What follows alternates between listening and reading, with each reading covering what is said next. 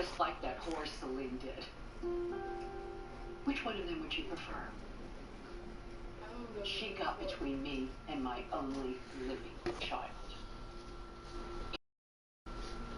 I'll handle it. Y'all didn't eat none of y'all food. Well, you damn well better. And Jen, I want you to have my rugs cleaned.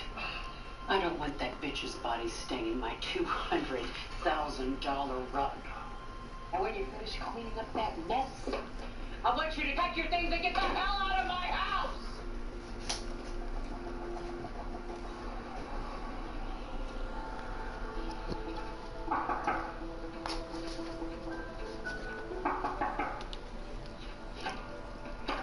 Hey. How are you? Good. Good. Hey, look, I'm sorry. Don't worry about it. Yeah. You okay? Thanks. Yeah, I'm fine. I heard you overdid it. Yeah, but I'm good, man, really. I just, no. Okay. A lot. Alright. Well, looks like you're all settled in. Yeah. What do you think? I love the place, man. Look at this place. Everything alright with it? Yeah. Yeah, it's great. So then why'd you call me? Look, I need some help, man. Wyatt. No, listen, man, don't start, all right? I know You almost died. Yeah, I know, but I learned my lesson. No, you didn't. Are you gonna sell me or not? No, What? I'm not. What the hell, Pete? Look, I'm not gonna do it. You OD'd, man. I had a buddy that got set up for murder. What? He had a client that died. I'm not gonna do that. Pete, you're a drug dealer. What the hell do you mean you're not gonna sell drugs? I'm not gonna sell you any more drugs. Then what the hell are you doing here? Why go get some help? Okay. Do you think that I need you? Do you think that I need you? I've got millions. I mean, look at this place. Listen, I'm doing you a favor. Yeah, you think you're the only game in town, too? I know. I'm the only one that you know. Yeah. Okay. Yeah. Get the hell out of here. I'm sorry, man, but I'm doing you a favor. Watch.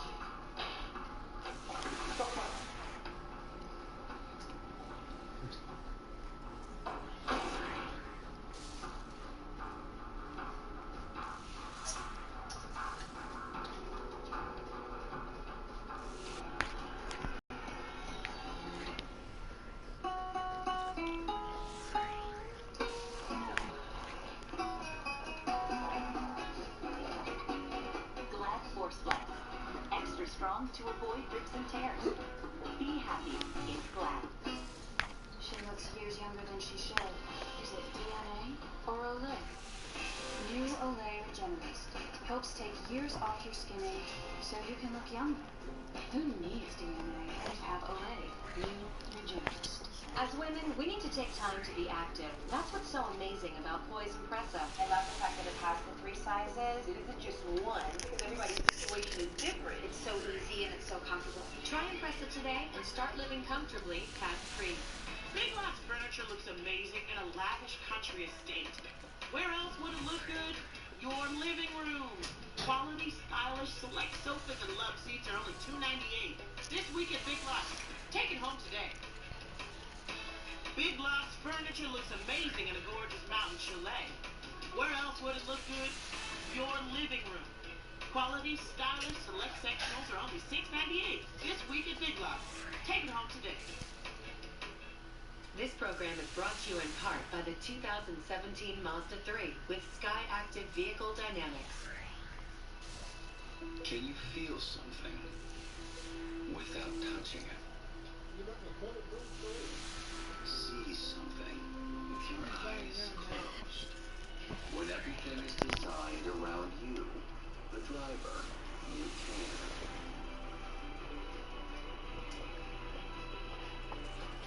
The new Mazda 3.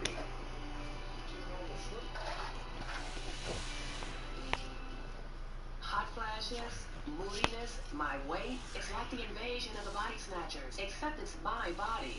Who do I have to know to get it back? Only Estroven's variety of formulas help safely relieve all your symptoms. Safe, trusted Estroven. I recently had some unforeseen medical expenses. Can I get a tax deduction for the hospital bills? In your case, yes. Oh, aren't you helpful? It's so difficult to find good help these days. Thanks, Mom. Gotta go. Me too. What about my lunch? Thought you saved the great, Anders. Lemon pepper tuna and a pouch. Smart choice.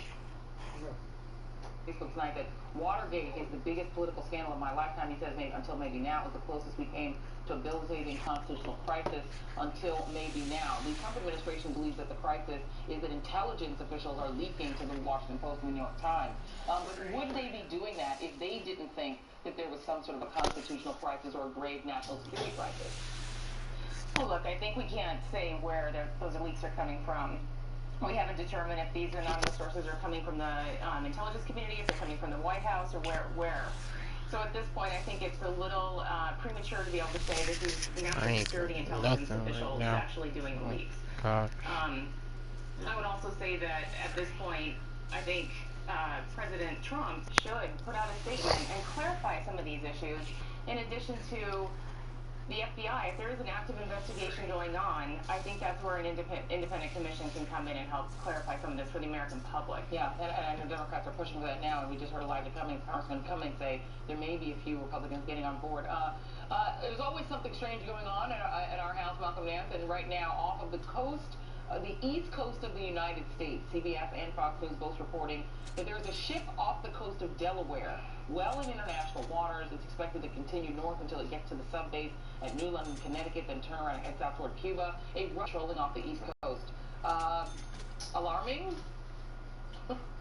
No, I wouldn't say that it's alarming. Russian intelligence collection vessels are often off the coast of the United States.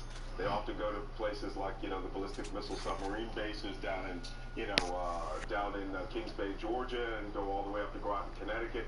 However, there's something that should be known here. The deployment of this vessel happens to coincide with a period of time right after U.S. intelligence kicked out 35 signals intelligence collectors from the United States last December, which involved General Flynn's phone call. There appears that the Russians, either inadvertently or inadvertently, may have a collections gap that they felt was critical and required them to bring it off the United States coast and to collect directly from satellite uplinks or whichever form of communications that they're going after. Or the Russians may be just making a ploy to make it appear that way.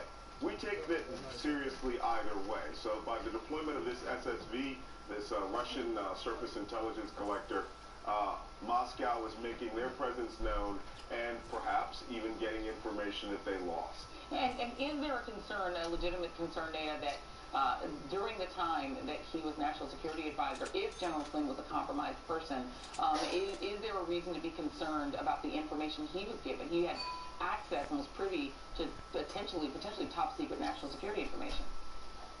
Well, I mean, until we know what his actual nature of the relationship is, I'm hoping that he continues to be the true intelligence professional that he used to be, and that he wouldn't put himself in that type of situation, even inadvertently, to hand over any kind of information, just to be able to secure any kind of relationship and assure the Russians. Yeah, all right, well, that is what I think most Americans are hoping. Thank you very much, Malcolm Nance and Nina Backos. Appreciate you both.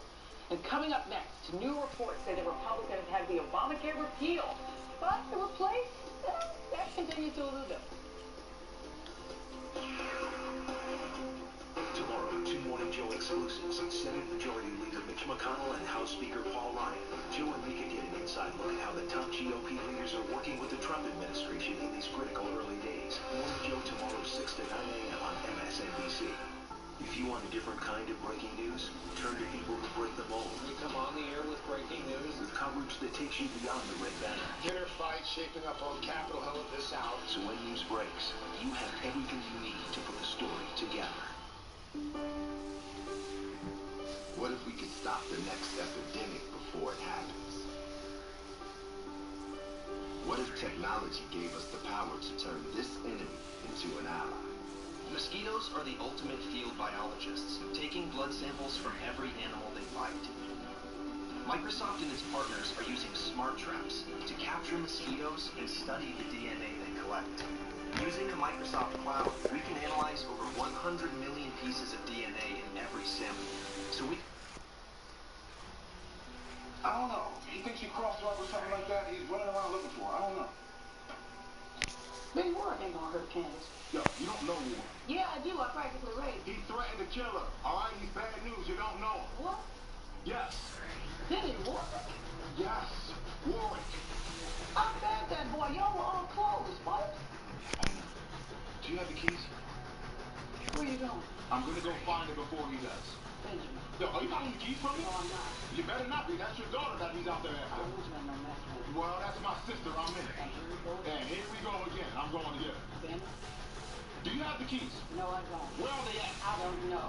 Q? Q. They're over there. I was playing with them. Baby, don't play with them. And keys are not toys. Don't play with them, okay? Excuse me.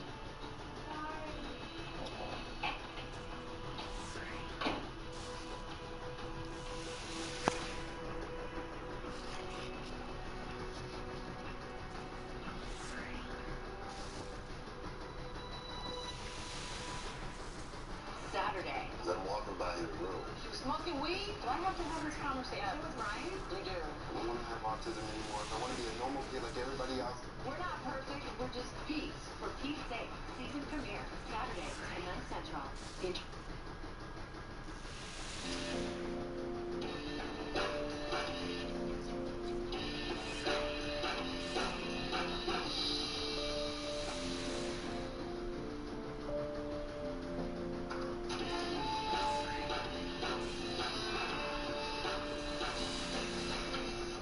Lisa 2017 Lincoln MKX for $369.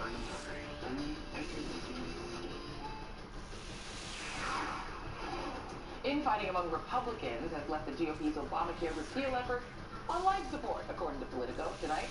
Senator Lamar Alexander tells Politico, quote, "It's hard to see how this gets done unless the president says, okay, let's do it this way." And the only thing Republicans got from President Trump today was this. He's working on Obamacare. It's going to be very soon, right? Yes. Meanwhile, the House Freedom Caucus is frustrated by the slow pace of repeal, and it's demanding, even if there is no replacement ready, but passing the bill that Republicans sent to President Obama back in 2015. You think about the context we're in now. There are people talking about keeping some of the taxes. There's talk of actually repairing the bill, not repealing and replacing, repairing, as if implying that there's something worth fixing there, something worth keeping. So in that framework, we said, let's at least put on President Trump's desk what we put on President Obama's desk just a year and a half ago. After all, everyone's already voted for that. But Republicans in the Senate are unlikely to go along with that plan. Republican Senator Jeff Flake told Politico today, quote, "It's not realistic. The imperative is to do it right, and I don't think that does it right. I don't think you'll find much currency for that approach in the Senate." So what does all this disagreement among Republicans mean for Obamacare's future? Joan Walsh and Catherine Rampell will join us next. There's so much goodness found in life. It makes us feel alive. It illuminates our world and connects us to each other. With Transitions Adaptive Lenses, you'll live the good life. They block UV rays, plus they help protect from harmful blue light, both indoors and out. Enjoy light more comfortably, enjoy life more richly. Live the good light. Find an eye care professional at transitions.com. With my moderate to severe ulcerative colitis, the possibility of a flare was almost always on my mind. Thinking about what to avoid, where to go, and how to deal with my UC. To me, that was normal until I talked to my doctor. She told me that Humira helps people like me get UC under control, keep it under control when certain medications haven't worked well enough. Humira can lower your ability to fight infections, including tuberculosis. Serious, sometimes fatal infections and cancers, including lymphoma, have happened, as have blood, liver, and nervous system problems, serious allergic reactions, and new or worsening heart failure. Before treatment, get tested for TB, tell your doctor if you've been to areas where certain fungal infections are common. And if you've had TB, hepatitis B, are prone to infections, or have flu-like symptoms or sores, don't start Humira if you have an infection. Raise your expectations. Ask your gastroenterologist about Humira. With Humira, control is possible. Whether it's bringing cutting-edge Wi-Fi to 35,000 fans, or keeping a hotel's guests connected, businesses count on communication, and communication counts on CenturyLink. CenturyLink, your link to what's next.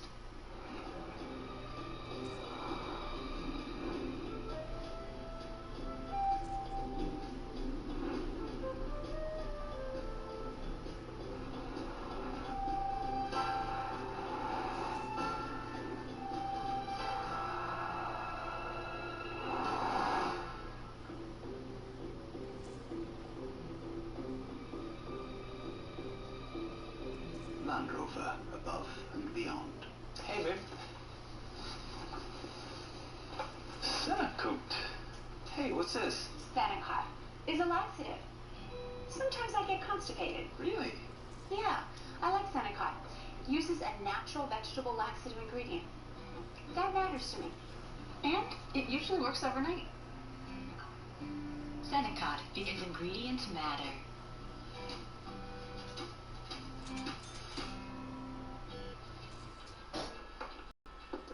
Kayak can't search hundreds of pants for you. Oh, no. Okay.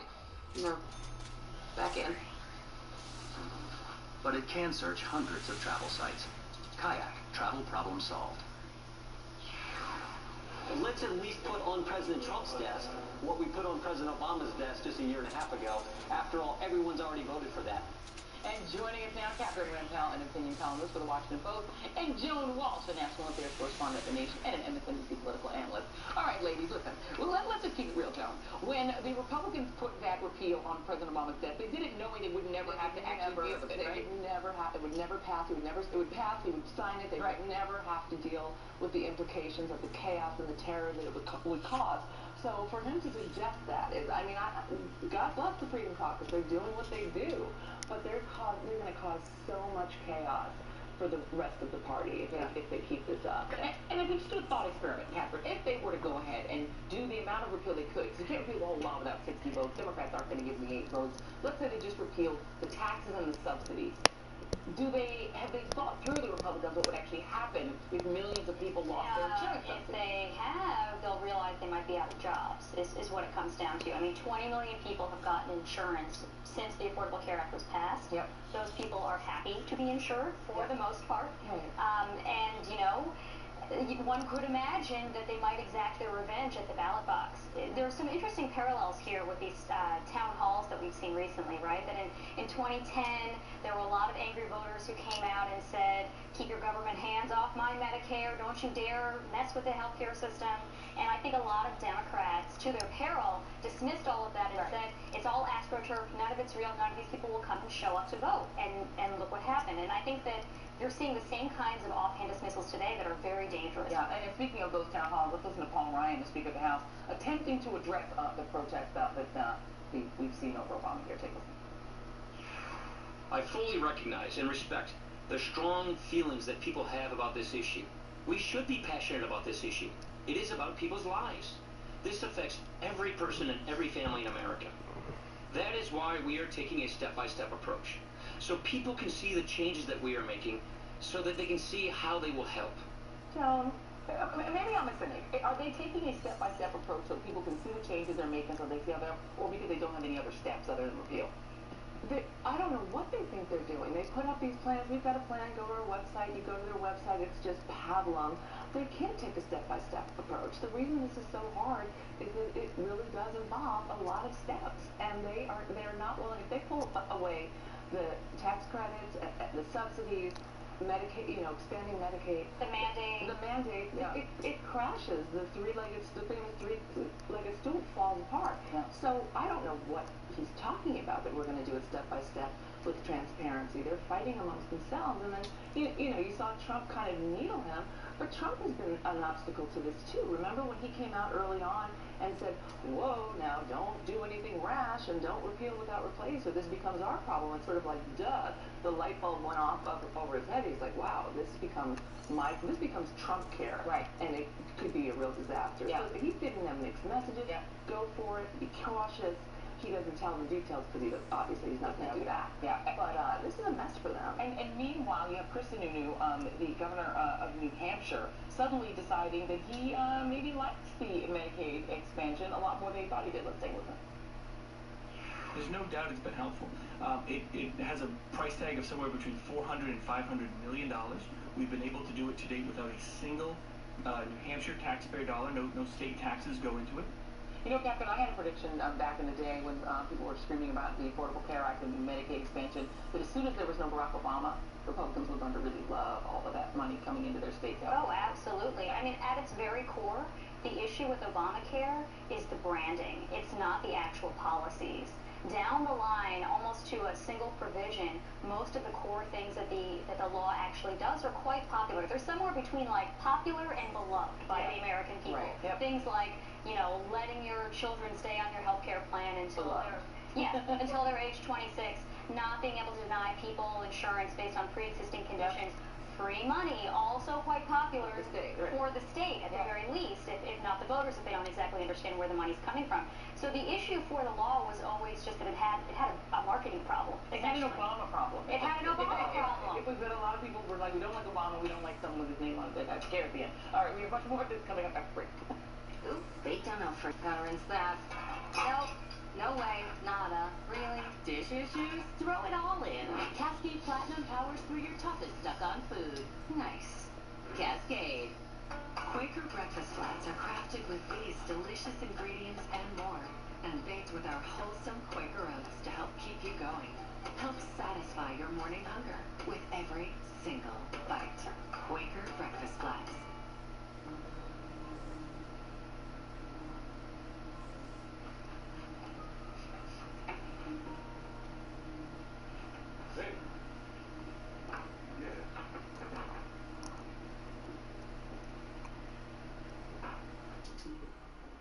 She's gone. Yes. Where? Mama Rose. Damn it. I can say that again. I'm gonna owe that woman way too much. We're getting in deep. Yeah, we are. And this is a big one. Yes, it is. You all right? Shouldn't I be asking you? Oh, I mean, you were close. I'm disturbed by it, of course. I know. We have to do what we have to do. Yes, we do. Everything. This will come visit us. Oh, yeah.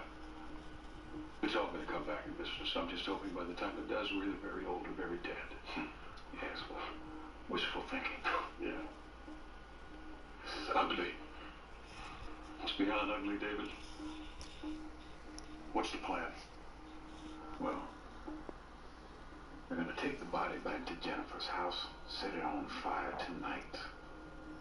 There are 4 men who were prosecuted by Jennifer that are getting out on parole. One of them is going to be very unlucky.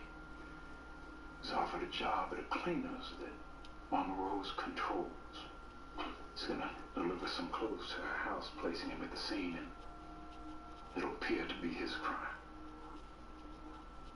Poor fellow.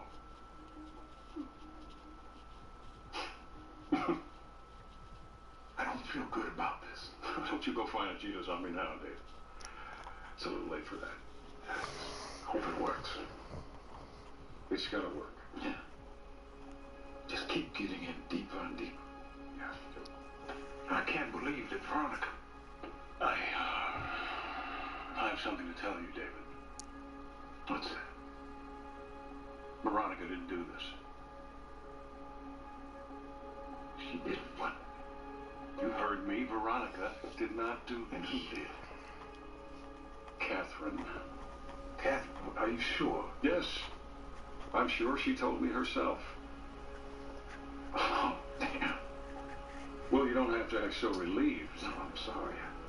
You can be sorry, but just know that no matter who did this, we are still in this together. Yes. Yes. I was sure Veronica had done it. Yeah, she was a little out of control. I have no idea. No, I have a pretty good idea, but this one is not on her. This one is on Catherine. Right. And we are all in this mess together. Mm-hmm. And as long as we can all keep our heads on straight, we will. Yes, we will. What about that crazy wife of yours? Veronica will keep her head. How can you be so sure? She tried to kill you, David. Well, she may be vindictive, but she is not going to destroy herself. How do you know that? Because when she set the house on fire, she left. Yeah. And you have a point. She would have stayed and laid down beside her. She would have been one of the types that would be willing to kill herself in order to destroy her enemy. Exactly. Yeah. How is her mental state now? I mean, beyond the delusional paranoia that I experience every day. You have some other point to make? We just have to wait and see. No, David, we can't wait and see. You have to go talk to her. No. Yes, you have to talk to her. No, I will not. Talk to her. All right, then I'll talk to her. Fine. You do that. Because I am done. Really? Yes, really. You're sure this time? I know you think I was a fool for being so loyal. Well, yes, I'm fine. Yeah, I understand. But you need to understand that as loyal as I was when I was with her, I'm even more loyal to my commitment to be done with her. And I am done. So you're not going to talk to her? No, I will not. Then I will. Fine. You bet I need to get out of here. All right.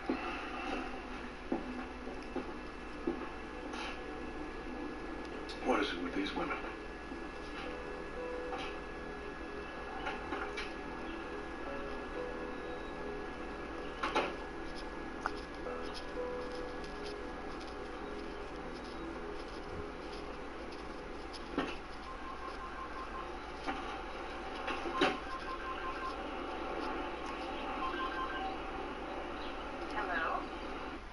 Hello? Hey, I haven't heard from you in a while. Sorry, I'm in the middle of something. Oh, okay, no problem. No, wait, don't hang up. It's nice to hear a kind voice. Thank you. Well, listen, I won't take much of your time. I wanted to thank you for the flowers. Flowers? Yeah. I didn't send you any flowers. Okay. Perhaps they're from your other man. No. No, they say David Harrington. Erica. What? Throw them out. What? Throw them out. Okay. Put them outside your room. Okay, I will. Now. Okay, hold on.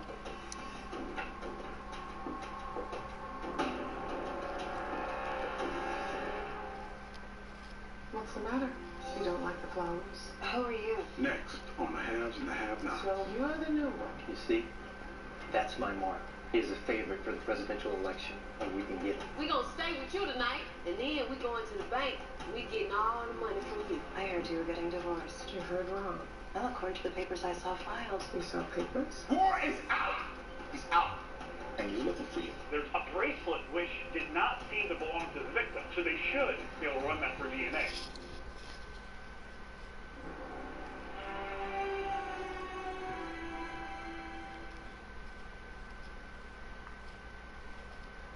That his national security advisor had been caught talking about sanctions with the Russians. So what's been going on all that time, and would it still be going on if the Mike Flynn story hadn't broken in the Washington Post? Plus, what we're learning tonight about Vice President Mike Pence being left in the dark. The 11th hour begins now.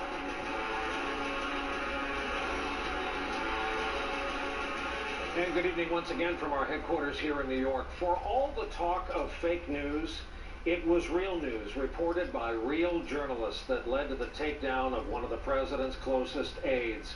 And the real news may get worse yet for this new administration, still in its first month in office. Mike Flynn, the National Security Advisor, resigned almost exactly 24 hours ago. The central issue behind all of this, however crazy this once sounded, is this. How much influence have Russia and Vladimir Putin had on our country, on our presidential election, and in the Trump White House? And how far up does it reach? The FBI has a large and sweeping investigation underway. There will be investigations and hearings in Congress. And today, with a straight face, White House Press Secretary Sean Spicer said Donald Trump has been tough on Russia. It was laughable because Donald Trump has grabbed every opportunity to speak so warmly, so glowingly about Vladimir Putin and Russia. Virtually no one else in American public life speaks warmly and glowingly about Vladimir Putin. Between investigators and journalists, aided by an unprecedented flurry of weaponized leaks, there's a lot more to come to light. Just tonight, the New York Times reported several Trump aides had repeated contacts with Russian intelligence in the year run-up before the election. They cite electronic intercepts. Just today, a question along those same lines was asked of Sean Spicer at the briefing. Back in January, the president said that nobody in his campaign had been in touch with the Russians. Now, today, can you still say definitively that nobody on the Trump campaign, not even General Flynn, had any contact with the Russians before the election? My understanding is that what General Flynn has now expressed is that during the transition period, well, we were very clear that during the transition period, he did speak with the ambassador. I'm talking about during the campaign. I don't have any, there's nothing that would conclude me that anything different has changed with respect to that time period. A quick timeline of how we got here. December 29th, the Obama administration unveils new sanctions on Russia. December 30th, Putin says Russia will not retaliate. And at that same time, that same day, this tweet from then President-elect Trump.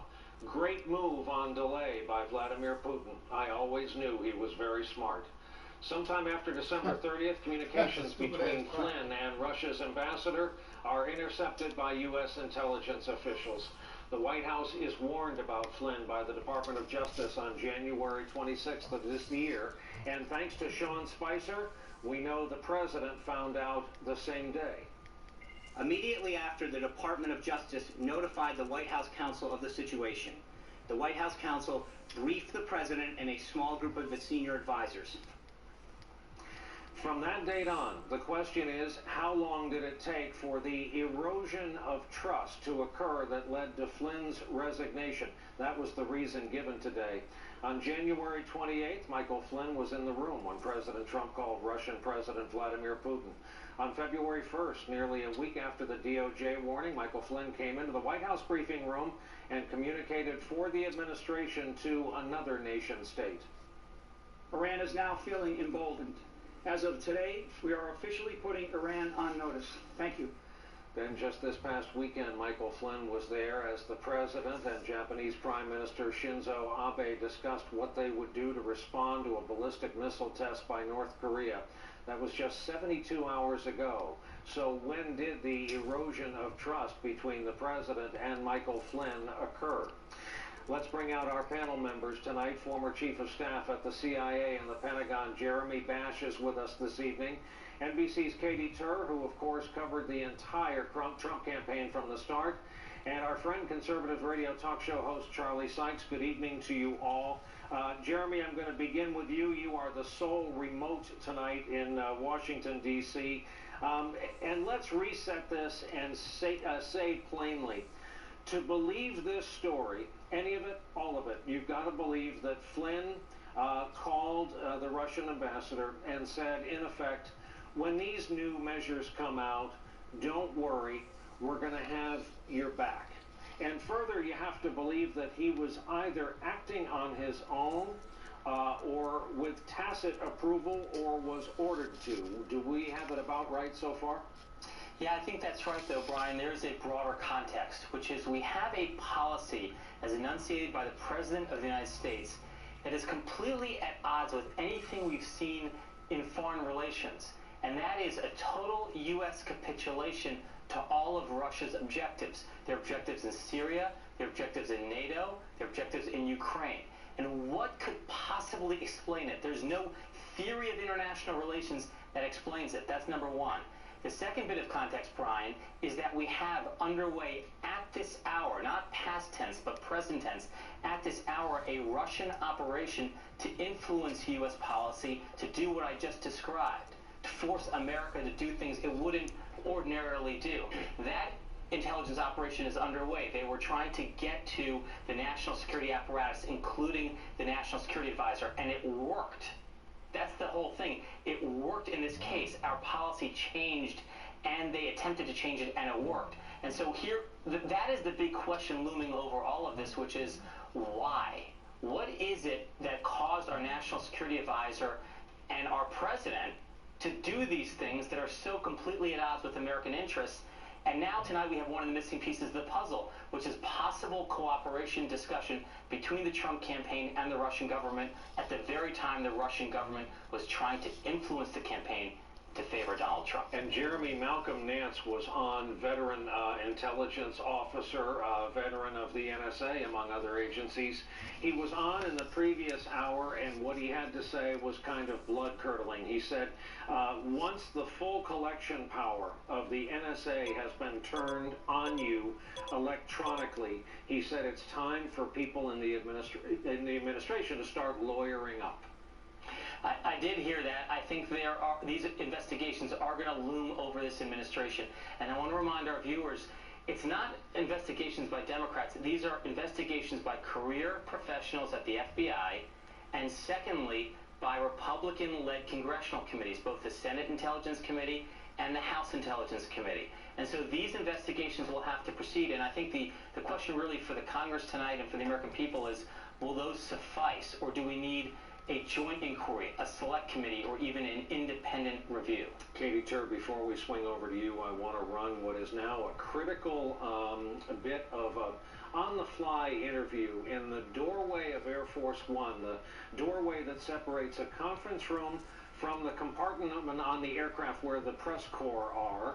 It was the President and First Lady. They were on their way down to Mar-a-Lago Friday in midair, and the question of this Flynn issue came up. What do you think of reports that General Flynn had conversations with the Russians about sanctions before you were sworn in? I don't know about it. I haven't seen it. What report is that? Reporting that he talked to the ambassador to Russia before you were inaugurated about sanctions, maybe trying to... I haven't seen that. I'll look at that. Katie Tur, what did people think when you were in the midst of covering the only campaign for president in our modern history that had Russia as such a kind of sympathetic element? What did people, like the general public think, or Trump supporters? People in the press corps. People in the press corps. It was remarkable, and it was, it began early on, and it came in through waves. There was the moment, not last December, but the December before, where he was speaking glowingly about Putin because he felt like Putin had complimented him, called him a genius, and then talked about how, I mean, people were trying to point out the things that Putin was involved in, and then he spoke glowingly about him and said, no, maybe he doesn't kill journalists. That was a moment. Then there was the press conference where he called for Russia to find Hillary Clinton's 33,000 missing or deleted emails. That was a jaw-dropping moment, quite obviously. And they kept coming and going, but there was, such a fire hose of controversy to this campaign. This was just one of many. It seemed like one that wasn't going away, especially since so many of his aides seemed to have ties to Russia in one way or another, Paul Manafort being one. It didn't make sense for Donald Trump to continue to be so cozy.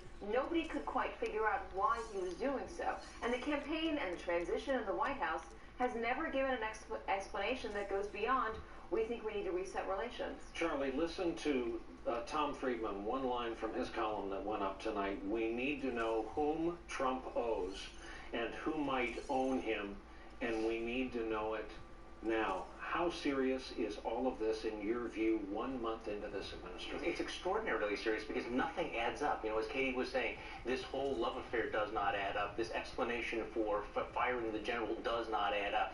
So, you know, who made the decision not to tell Mike Pence? Why did they sit on all of this? If, in fact, he had done and said nothing that was inappropriate, why then did he feel it necessary to lie to Mike Pence? What was it, if in fact he was executing exactly what the policy would be? So none of the cover story doesn't add up, this whole story and in this relationship doesn't. And again, here's the distinction. This is not just a matter of, you know, a scandal of, you know, somebody having an affair or something like that. This goes fundamentally to the foreign policy of the country.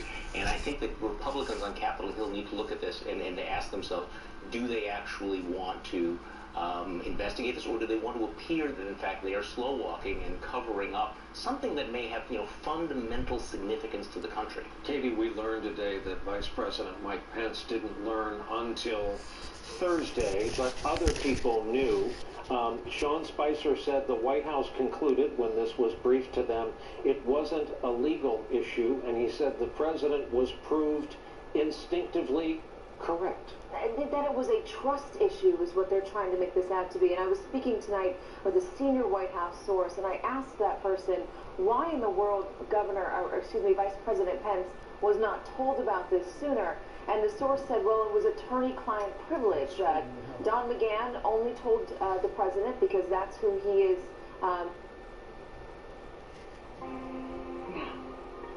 You look like you're from a warm climate. Your skin is sun-drenched and aged. You really should wear sunscreen and watch the UVs. Probably need a very high SPF. Yeah, you're from Florida. Which is really good because people from Florida know how to batten down the house when a hurricane comes.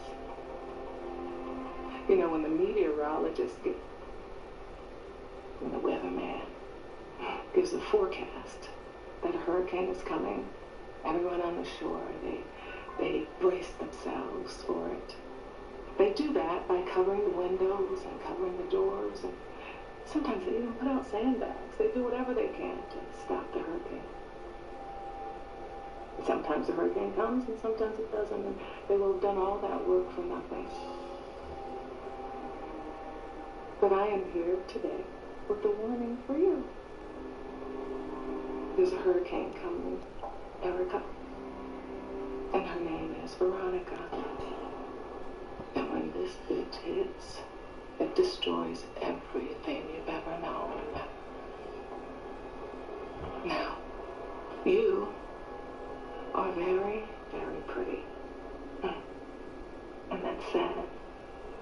It's unfortunate, actually, because it's always easier for an unattractive woman to lose her looks.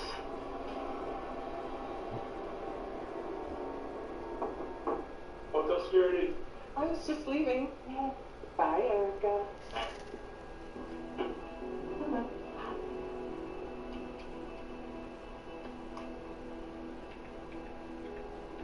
Everything all right, man? Yeah, no, thank you. She was the problem. Okay.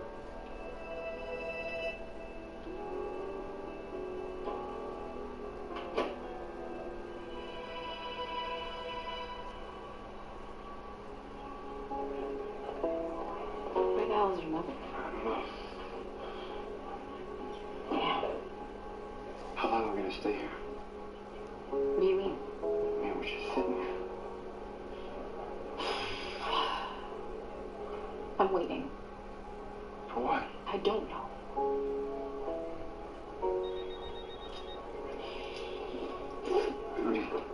What do you think she's doing? How would I know? How would you know? Because the two of you think alike. No, we don't. Yes, you do. You both think from the bottom up. Like you analyze everything, every scenario. You don't just do things randomly. So, what is she up to? I don't know. I would think she went to the house to challenge the warrant. That's what she's gonna do. You gonna answer it? What is that? Benny, Answer it. I can't face him right now. Why not? You know what? Just forget it. I don't even want to know. I don't want to know you promised something to him too. Jeffrey? No, look, it's none of my business. I don't want to argue with you. Good. Because I'm not in the mood right now. So what did you do?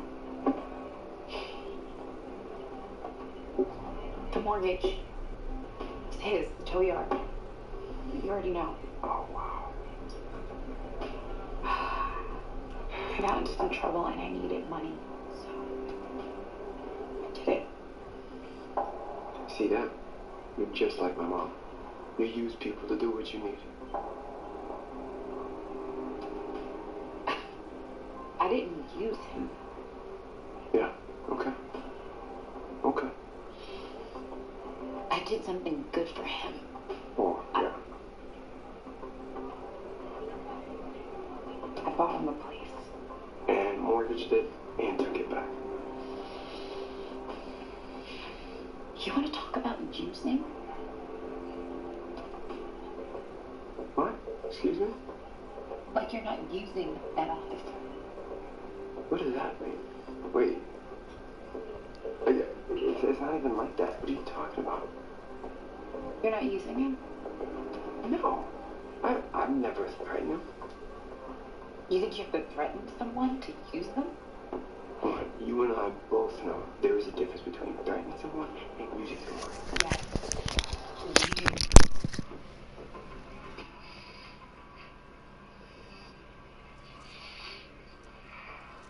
So I'm not using him. Look at you.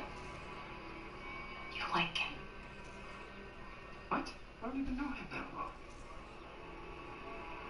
You like him. You've fallen in love with him, Jeffrey. I don't even know him. It's not like that. But you like him and he sure as hell likes you. Who doesn't?